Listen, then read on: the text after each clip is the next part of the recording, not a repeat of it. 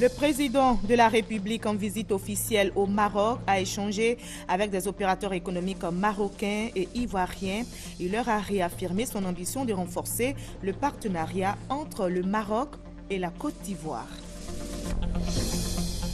La première dame, Dominique Ouattara, est aussi au Maroc. En compagnie de son Altesse Lalla Salma, elle a visité le célèbre jardin Majorelle de Marrakech.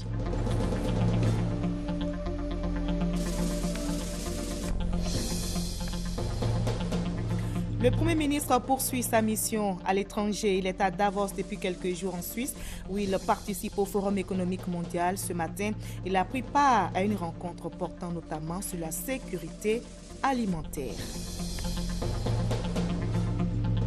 L'Arabie Saoudite est en deuil. Le roi Abdallah est décédé dans la nuit de jeudi à vendredi à l'âge de 90 ans. Il a été inhumé aujourd'hui. Son demi-frère, le prince Salman, lui succède sur le trône. Bonsoir à tous, bienvenue dans le 20h sur RTI1. Justement, commençons par ce télégramme officiel du président de la République Alassane Ouattara adressé à Sa Majesté Salman Ben Abdelaziz Al Saoud, roi d'Arabie Saoudite.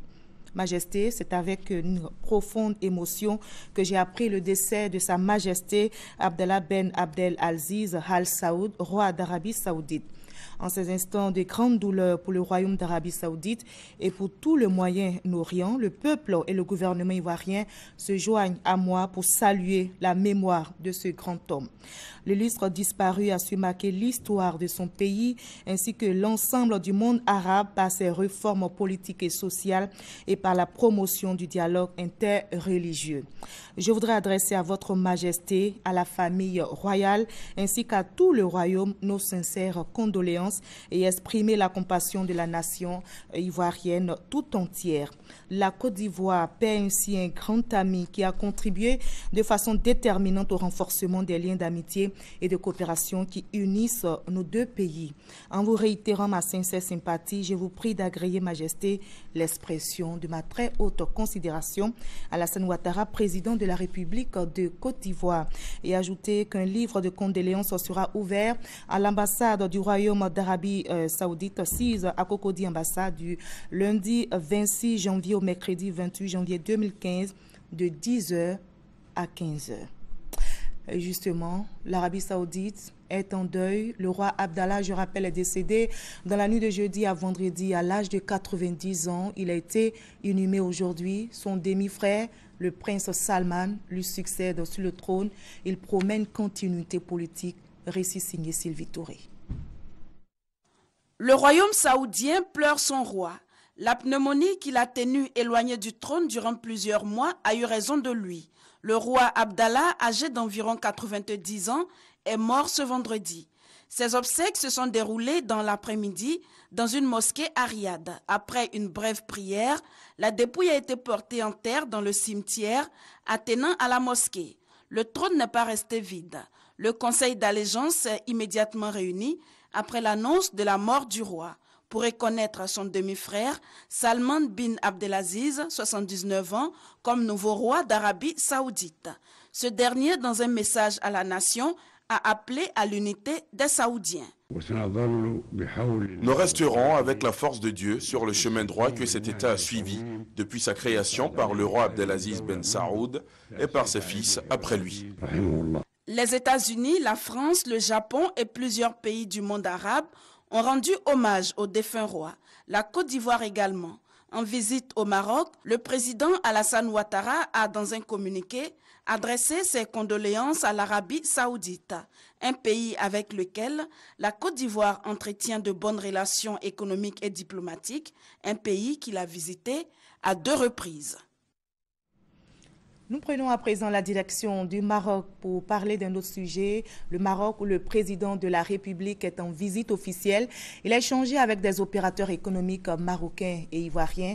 Le président Alassane Ouattara leur a réaffirmé son ambition de renforcer le partenariat entre le Maroc et la Côte d'Ivoire et d'en faire un véritable instrument de développement, nous explique notre envoyé spécial au Maroc, Jérôme Kofi Abolin. La rencontre entre le président Alassane Ouattara et les chefs d'entreprise de Côte d'Ivoire ayant pris part au forum économique ivoiro-marocain à la faveur de la visite officielle du président de la République au Maroc. Une rencontre dans une ambiance conviviale. Le président de la Confédération générale des entreprises de Côte d'Ivoire, Jean Kakou Diagou, a, au nom de ses camarades chefs d'entreprise, félicité le chef de l'État pour tout ce qu'il n'a de cesse de faire pour le bonheur des Ivoiriens. Quand je disais que vous êtes le digne fils d'Houphouët-Boigny, je le pense profondément. Je le pense d'autant plus profondément que, avec mes collègues, nous avons traversé une période difficile, très difficile, qui a ébranlé beaucoup d'entreprises, surtout les PME, PMI. Nous sommes en train donc de remonter la pente. Et les actions que vous menez nous permettent d'espérer. Le président de la République, Alassane Ouattara, réagissant, s'est félicité des performances de la Côte d'Ivoire. Nous avons une grande ambition de renforcer pas seulement la coopération, mais le partenariat entre les deux pays. Nous considérons que le Royaume du Maroc est un pôle de croissance, un pôle démocratique en Afrique du Nord et que maintenant la Côte d'Ivoire également a retrouvé sa place. Et notre ambition, c'est de continuer de croître. Et je crois que ce sera possible compte tenu des performances. Aujourd'hui, la Côte d'Ivoire est la première puissance économique en Afrique, zone CFA, sans conteste. C'est donc une performance importante que nous devons la consolider, nous devons la renforcer.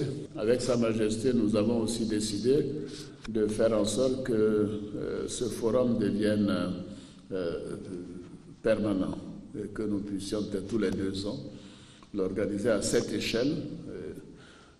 Donc une fois à Abidjan, une fois bien sûr à Marrakech ou à Casablanca.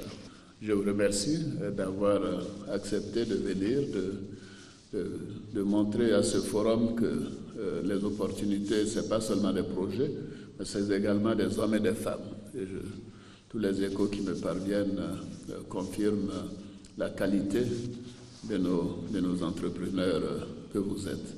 Avant cette rencontre avec des chefs d'entreprise de Côte d'Ivoire, le président de la République, Alassane Ouattara, a reçu plusieurs chefs d'entreprise ou opérateurs économiques marocains. Les entrevues avec ces personnalités se sont déroulées à la Villa des Hôtes, à Al-Mansour. Ce sont plus de 10 entrepreneurs qui se sont succédés pour échanger avec le chef de l'État. Des sujets touchant à tous les secteurs d'activité ont été évoqués. Les finances, les télécommunications, la cimenterie, l'immobilier, les infrastructures, pour ne citer que ces secteurs aussi vitaux les uns que les autres. Pour tous ces entrepreneurs marocains déterminés à contribuer au développement de la Côte d'Ivoire, c'est un grand honneur d'avoir été reçu par le président de la République, Alassane Ouattara. La première dame Dominique Ouattara est aussi au Maroc, en compagnie de son Altesse Lalla Salma. Elle a visité le célèbre jardin majorel de Marrakech. Dans l'enceinte du musée berbère notamment, Madame Dominique Ouattara s'est imprégnée du riche patrimoine des peuples berbères. On en sait plus avec notre envoyé spécial, Jérôme Kofi Abolé. Au cours de cette randonnée à la découverte du jardin majorel de Marrakech, ce mercredi 21 janvier 2015, plusieurs points d'ancrage pour les illustres visiteuses. À l'entame, la première dame de Côte d'Ivoire, Dominique Ouattara, et son hôte, son Altesse Lalla Salma, se sont donné le temps nécessaire pour contempler une partie des 250 espèces végétales. Il y a eu ensuite la visite du musée berbère, qui était l'ancien atelier du célèbre peintre Jacques Majorel, celui dont le nom a été attribué au jardin. Musée inauguré en décembre 2011 par le roi Mohamed VI. Dominique Ouattara a pu se faire une idée claire dans ce musée du riche patrimoine des peuples berbères. Plus de 600 objets collectionnés par Yves Saint-Laurent et Pierre Berger, ces deux compagnons qui ont sauvé le jardin en le rachetant à un acquéreur qui avait l'intention d'y bâtir des villas. Après un parcours d'environ 2 heures d'horloge, c'est par la résidence contiguë au jardin où le couturier français Yves Saint-Laurent a vécu jusqu'à sa mort qu'a pris fin cette sortie, à l'issue de laquelle la première dame de Côte d'Ivoire n'a pas manqué de livrer ses impressions. J'ai été vraiment enchantée et émerveillée de découvrir le jardin de Majorelle. C'est tellement accueillant, tellement reposant. On a envie de passer toute la journée.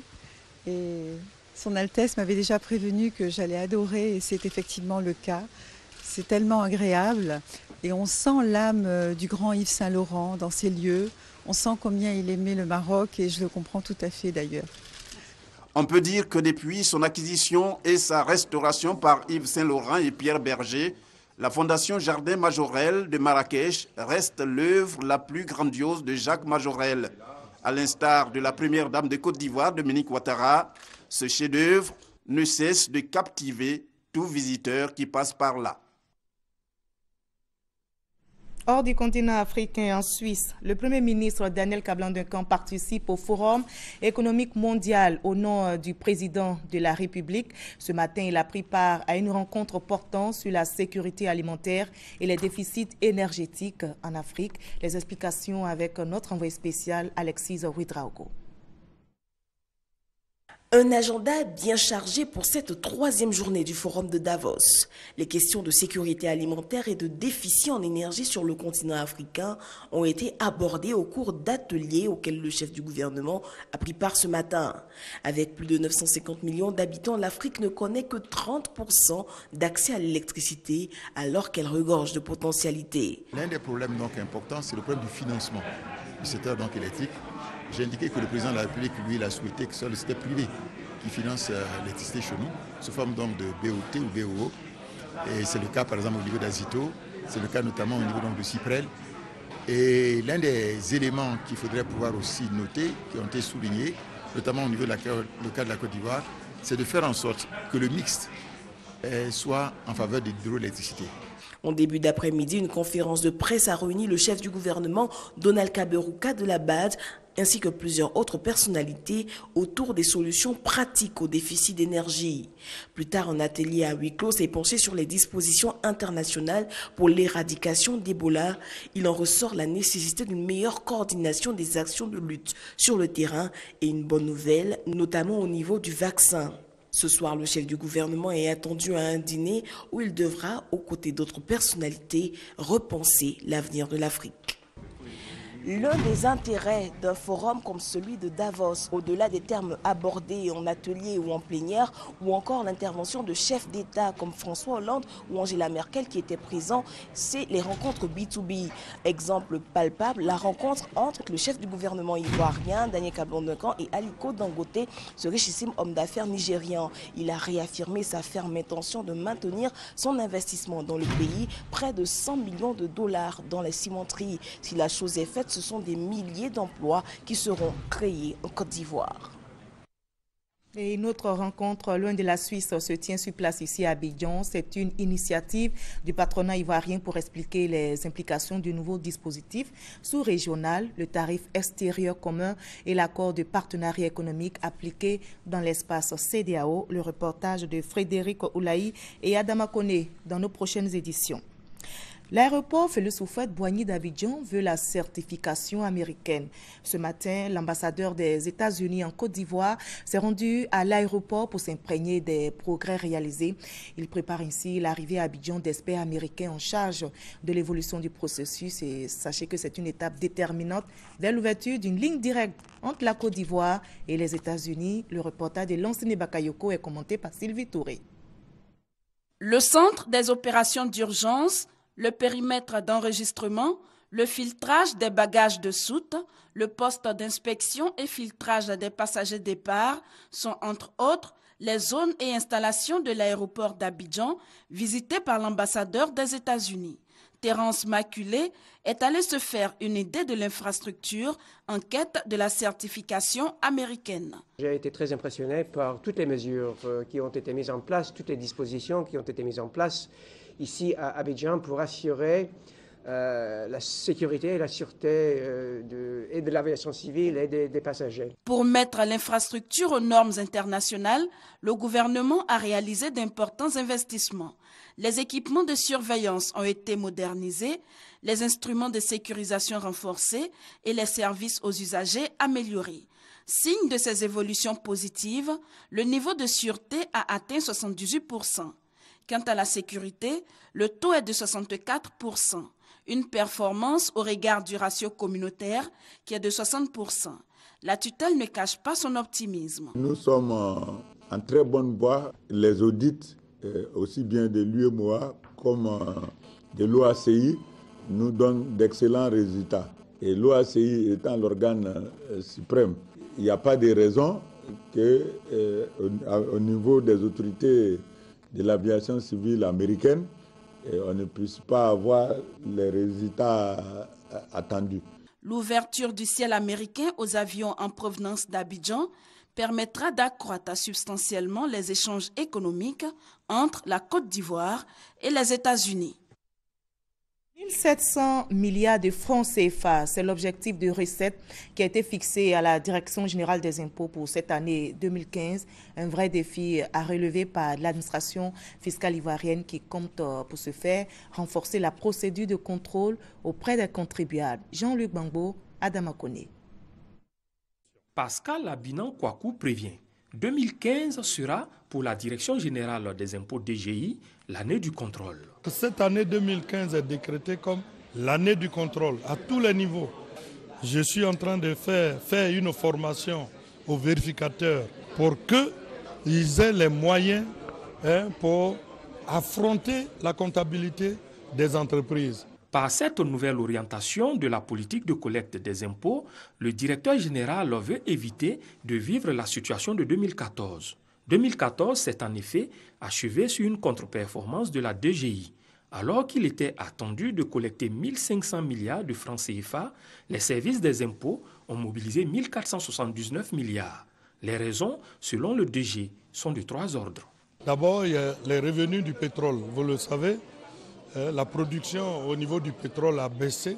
Deuxième raison, les recettes attendues au niveau de l'EVA. Vous le savez, les cours mondiaux se sont effondrés. Et troisième raison, les compensations.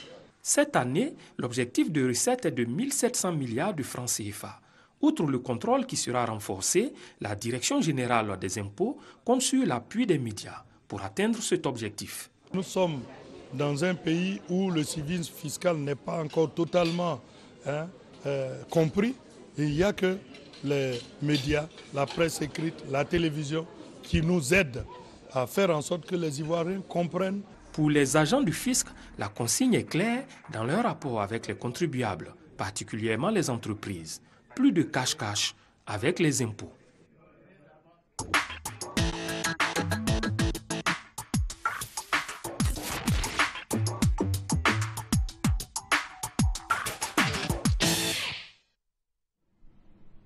La station de traitement d'eau potable de Bonois sera inaugurée le lundi 26 janvier prochain par le chef de l'État, Alassane Ouattara.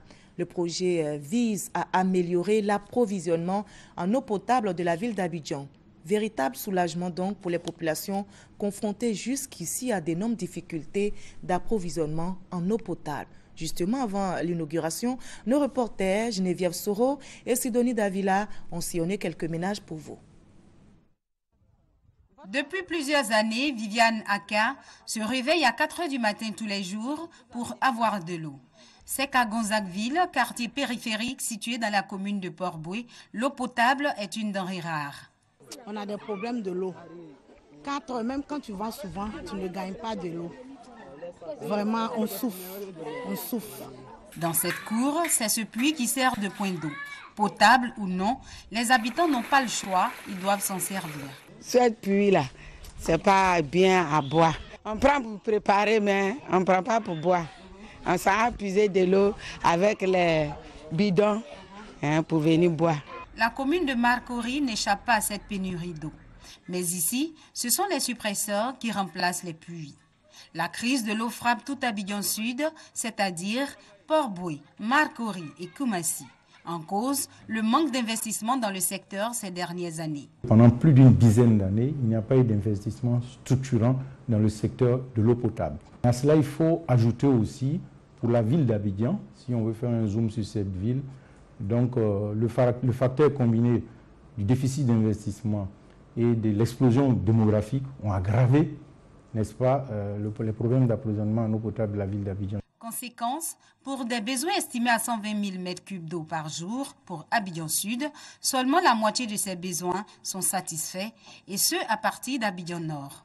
Les populations payent un lourd tribut de ce manque d'investissement, la société en charge de l'exploitation d'eau aussi. La première difficulté, c'est les plaintes des clients qui ont signé avec nous un contrat dans lesquels on s'est engagé à leur fournir de l'eau 24 heures sur 24 et qui ne reçoivent pas de l'eau 24 heures sur 24. Ensuite, les clients se plaignent d'être facturés, n'est-ce pas, alors qu'ils ne reçoivent pas de l'eau en continu.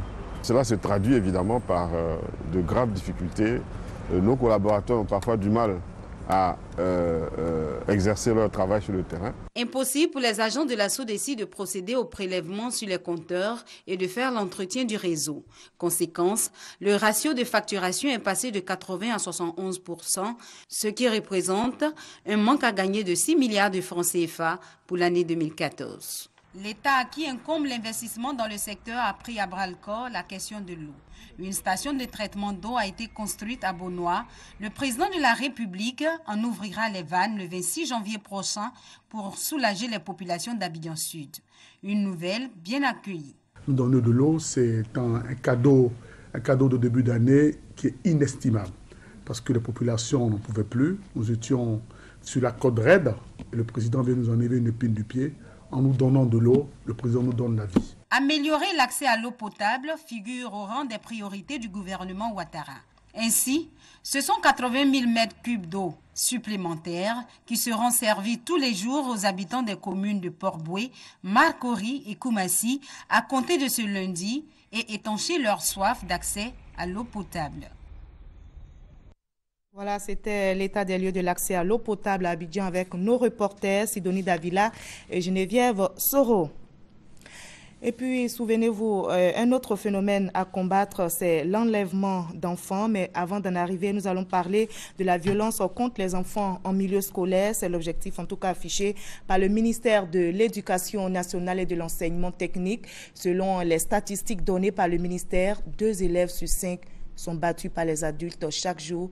Il faut changer la donne en mettant l'accent sur la sensibilisation. Une campagne dénommée « Campagne pour la protection des enfants contre les violences en milieu scolaire » vient d'être lancée. Guillaume Zéré, Grascando. Moins d'1 an après avoir engagé le combat contre les grossesses en milieu scolaire, la ministre de l'Éducation nationale et de l'enseignement technique s'insurge contre les violences faites aux élèves. 2 élèves sur 5 sont battus et 1 sur 3 est humilié tous les jours dans les écoles. Devant les acteurs et les partenaires du système éducatif, Kandia Camara a dit toute sa détermination à lutter contre ce phénomène. Nous ne nous contentons pas de vœux pieux. Nous agissons surtout. Il y a lieu de mieux s'organiser donc pour apporter une réponse efficace, synergique et durable aux situations de détresse des enfants. Si les élèves sont les victimes, les adultes sont les coupables. C'est pourquoi le ministère a élaboré une stratégie de lutte à l'intention des enseignants et du personnel du ministère, souvent auteurs de ces actes répréhensibles. Des documents, des règles et des codes de conduite leur sont destinés. Ils vont leur permettre, conformément aux normes internationales, de s'engager pour l'épanouissement de l'enfant. Un engagement salué par les élèves et l'UNICEF, le Fonds des Nations Unies pour l'enfance. La première étape pour la solution du problème est là, parce que déjà, il y a la reconnaissance de Madame le ministre pour ce problème. Ça, c'est la première étape pour la résolution du problème à la longue terme. À ce lancement, la ministre Kandia Camara a exprimé son indignation face aux enlèvements et assassinats d'enfants. Et on en arrive à cet autre phénomène à combattre. Il s'agit de l'enlèvement d'enfants. Le directeur général de la police nationale vient de tenir une conférence de presse. Il s'est prononcé sur les enlèvements d'enfants, un phénomène récurrent qui constitue une véritable menace pour la population. Le directeur général de la police invite donc la population à plus de vigilance. Christian Mondé, Hamza Diaby. Du 1er décembre 2014 au 22 janvier dernier, 21 cas d'enlèvement d'enfants ont été enregistrés en Côte d'Ivoire. Ces mots sont du directeur général de la police nationale. Pour l'administrateur général Bredombia, ce phénomène doit être endigué. Et pour y arriver, tout le monde doit jouer son rôle. Nous demandons à ce que les parents soient très prudents. Aujourd'hui, nous ne pouvons pas faire confiance à 100% à quelqu'un que vous hébergez. Le minimum, c'est d'avoir son nom, son adresse, et au cas où la personne disparaît, où on peut le trouver. Nous recommandons que la population puisse, en laissant les enfants aller, soit inscrire le nom de l'enfant sous un sous-corps. Aujourd'hui, on met l'école sur la tenue de travail, mais nous souhaitons qu'on puisse mettre le nom et une adresse d'un des parents sous le sous-corps. Ensuite, nous recommandons que les parents en parlent avec leurs enfants. Ce n'est pas un sujet tabou, il faut en parler avec l'enfant. Le transporteur, s'il prend un enfant, il faut que l'enfant soit accompagné soit du père, de la mère ou d'un document express pour qu'il puisse transporter l'enfant. S'il arrivait quand même qu'un cas survienne, le directeur général de la police souhaite que les populations contactent très rapidement la police. Il faut dénoncer. Si d'aventure on voit que des gens sont dans le quartier ou habitent dans des maisons à côté de nous, où des enfants existent, qui ne sont pas leurs enfants, il faut dénoncer. Il faut que ça rentre dans nos habitudes. Il faut dénoncer. Et pour faciliter ce rapport police-population, il existe désormais un comité consultatif d'éthique dans tous les commissariats. Un comité composé de toutes les couches sociales. Il reste encore plus de 20 000 ex-combattants à réinsérer dans le tissu socio-professionnel avant le mois de juin qui marque aussi la fin de la mission de l'ADDR, l'autorité pour le désarmement, la démobilisation et la réintégration. Mais comment réussir? L'ADDR invite les opérateurs économiques privés à l'accompagner en offrant des emplois aux ex-combattants. Le reportage de Gabriel Zani. Près de 46 000 ex-combattants sont en cours de réintégration, mais il reste encore plus de 20 000 en attente d'un emploi. Au début du processus de désarmement, 74 000 ex-combattants ont été confiés à l'autorité pour le désarmement, la démobilisation et la réintégration ADDR. Cela fait beaucoup pour l'autorité. Elle a décidé de mettre les bouchées doubles pour réorienter tous ces ex-combattants vers des activités viables. Ce jeudi 22 janvier, l'ADDR a fait du lobbying auprès des chefs d'entreprise. Il nous faut donc redynamiser toutes les pistes que nous avons empruntées dans la collaboration avec le secteur privé. J'espère de tout cœur qu'ensemble, nous saurons remporter cet ambitieux challenge. Ils étaient presque tous présents à ce déjeuner d'échange, les représentants d'institutions, les directeurs des chambres de commerce et d'industrie, les chefs d'entreprise nationales et internationales. Devant ce parterre d'opérateurs économiques, le secrétaire général de la présidence a dit ce que le gouvernement attend du secteur privé. J'invite toutes les entreprises privées qui le peuvent et qui le veulent à s'engager pour la formation ou l'embauche de 1000 ex-combattants. Lobbying pour rassurer les chefs d'entreprise, la situation sécuritaire ivoirienne détaillée par le ministre chargé de la Défense. À la fin de l'année 2014, nous sommes arrivés à un indice de 1,12. Nous espérons, n'est-ce pas, d'ici la fin de cette année, une année d'importance puisque nous avons une élection, pouvoir maintenir ce niveau et pourquoi pas faire encore mieux. Un engagement de taille a été obtenu par le gouvernement. L'ambassadeur de l'Union européenne annonce la somme de 29 millions d'euros, soit plus de 19 milliards de francs CFA.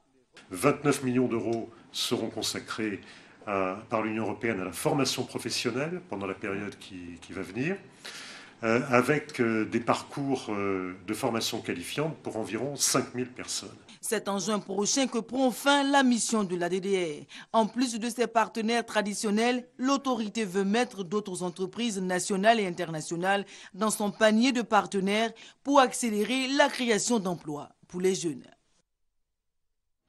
La population de Tabo vient d'organiser une marche pour protester contre les attaques répétées dans leur région.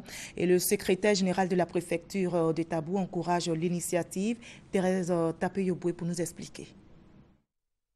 Le département de Tabo, situé à la frontière ivoiro-libérienne, a essuyé ces dernières années plusieurs attaques qui ont occasionné de nombreuses victimes, principalement des éléments des forces républicaines de Côte d'Ivoire.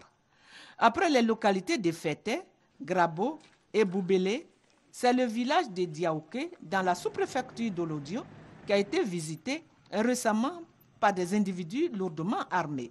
Les populations de Tabo ont donc exprimé leur ras-le-bol à travers une marche de protestation couronnée par une motion de soutien aux institutions de la République et à la politique de paix et de développement du président Alassane Ouattara.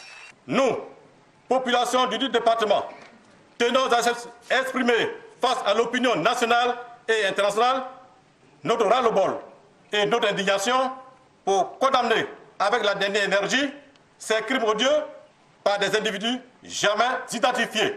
Notre présence massive en ces lieux est l'expression de notre compassion aux familles des victimes et au gouvernement de la République de Côte d'Ivoire, auquel nous réaffirmons notre soutien. Le secrétaire général de la préfecture de Tabo, Kofi Kwadio, qui a réceptionné la motion, a encouragé cette initiative. Il a invité toutes les populations à collaborer avec les forces de l'ordre pour leur permettre d'être plus efficaces dans leur mission de sécurisation du département de Tabo et de tout le territoire national.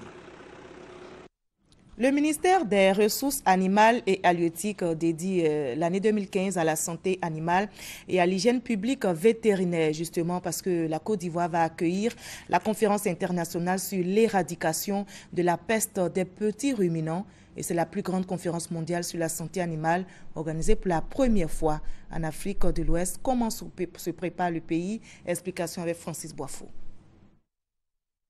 Les entreprises du secteur privé qui ont respecté leur programme de production, atteint des niveaux élevés de transformation et de distribution des produits, ont été félicitées par le ministre des Ressources animales et halieutiques. Félicitations également aux opérateurs des filières volailles, bétail et halieutiques qui ont permis l'approvisionnement des marchés en viande, l'augmentation du nombre d'emplois à travers les investissements estimés à plus de 7 milliards de francs CFA en 2014. Le défi majeur étant de parvenir à l'autosuffisance de la Côte d'Ivoire en protéines animales et produits laitiers, le ministre Kobina Kwasi Adjoumani veut multiplier les actions cette année. Le renforcement des capacités nationales de production, le développement de l'élevage, de la pêche et de l'aquaculture grâce à la poursuite de l'installation des exploitations modernes, la mise en place d'un système d'information sur les marchés, l'amélioration génétique, l'approvisionnement du fonds de garantie du secteur avicole et d'un plan de lutte contre la pêche INN dans les eaux maritimes sous juridiction ivoirienne. Le ministère prévoit la définition des paramètres d'un règlement des conflits entre agriculteurs et éleveurs à travers la finalisation et l'adoption de la loi et des tests réglementaires sur la transhumance, l'appui à la transformation des produits, le renforcement des mesures contre les maladies animales et la gouvernance du secteur par l'adoption du plan stratégique de développement de l'élevage, de la pêche et de l'aquaculture. En sport, football, CAN 2015, le Ghana s'est imposé 1-0 face à l'Algérie. Les Black Stars qui avaient besoin de prendre des points face à l'Algérie pour espérer être dans la course pour les quarts de finale, eh bien l'ont fait. Le résumé de la rencontre avec Oda Lébi. Oh là là, oh là là, oh quel but! Le but! Le capitaine des Black Stars, Asamoah Gyan, prend ses responsabilités dans le temps additionnel et inscrit le but victorieux qui conserve leur chance de qualification pour les quarts de finale. Ce match était très engagé sur le plan physique, aussi bien chez les Ghanéens que chez les Algériens. Chaque équipe voulait marquer pour se mettre à l'abri de toute surprise. On peut noter plusieurs actions dangereuses. 66e pour l'Algérie, 67 et 72e minutes pour le Ghana. C'est à moins d'une minute du coup de sifflet final que Asamoah Gyan crée la surprise et offre les 3 points aux Black Stars. Et la deuxième rencontre a opposé le Sénégal à l'Afrique du Sud. Score 1-1. Et pour le programme de demain, c'est-à-dire le groupe D, on a la Côte d'Ivoire, notre pays, qui sera face au Mali. Et le Cameroun jouera contre la Guinée. Allez, tous derrière les éléphants. Moi, je vous retrouve à 21h30 après ces deux rencontres du groupe D. On se retrouve demain.